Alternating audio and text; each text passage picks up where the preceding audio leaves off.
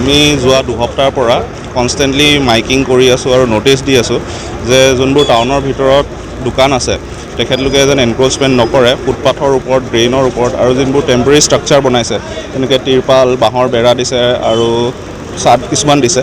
তো সেইবোৰ আমি ৰিমুভ কৰিবৰ কাৰণে, আঁতৰাবৰ কাৰণে 48 আৱাৰ্ছৰ ন'টিচ দিছিলোঁ আৰু কনষ্টেণ্টলি মাইকিং কৰি আছিলোঁ। আৰু তাৰপিছত আমি দেখিলোঁ যে বহুতখিনি দোকানে এতিয়াও মানে আঁতৰাই দিয়া নাছিলে।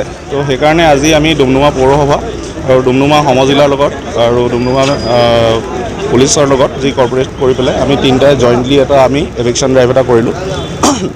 মেইনলি আমাৰ টাৰ্গেট আছিলে ডেইলি বজাৰ এৰিয়াটো আৰু টাউনৰ যোনখিনি কমাৰ্চিয়েল এৰিয়া আছে সেইখিনি আমি চালোঁ আৰু যিমানখিনি পাৰিলোঁ আমি মেইনলি আমি দোকানৰ পাৰ্মানেণ্ট ষ্ট্ৰাকচাৰ একো হেৰি কৰা নাই, কিন্তু বাহিৰত যোনবোৰ ওলাই আছিলে আৰু যোনখিনি মানে ফুটপাথ আৰু ড্ৰেইনৰ ওপৰত এনক্ৰ'চ কৰি আছিলে সেইখিনি আজি আমি কমপ্লিটলি ৰিমুভ কৰিছোঁ। কেৰি বেগবিলাকো এতিয়া খুব চলি আছে বজাৰত। হয় হয়, তো আমি এইটো PCBৰ লগত কণ্টেক্টত আছোঁ। তো অহা মাহৰ ভিতৰতে খুব সম্ভৱ আমি চাগে ছিংগল ইউজ প্লাষ্টিকৰো এটা ড্ৰাইভ কৰিম।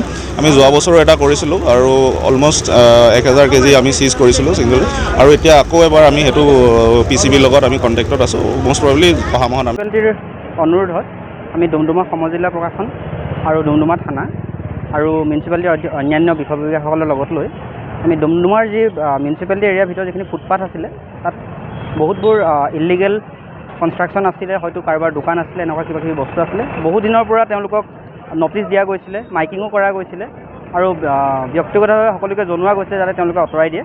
তাৰে বিষয়ে ওপৰত আমি এটা আজি এভিকশ্যন ড্ৰাইভ এটা লৈছিলোঁ।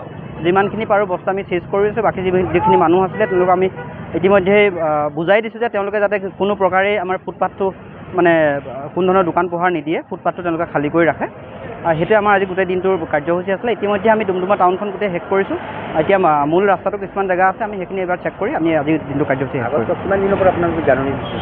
জাননী দিয়াটো যথেষ্ট দিন হৈছে, বহুবাৰ জাননী দিয়া গৈছে।